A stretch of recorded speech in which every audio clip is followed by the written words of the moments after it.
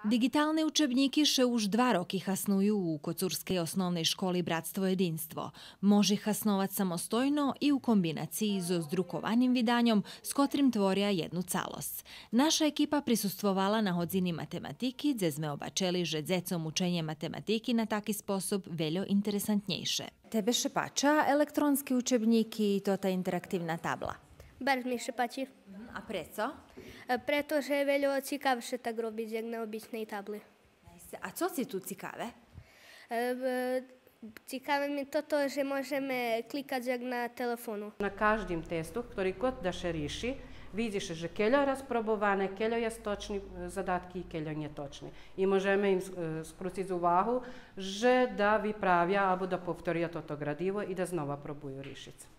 Učebníky iščevše na serbskim jaziku, a nastavnici i učiteljki z ruskih odzeljenjoh prekladaju lekciji, dok sinju učebníky na macerinskim jaziku, dzeci gu elektronskom vydanju hodni pristupac iz domu.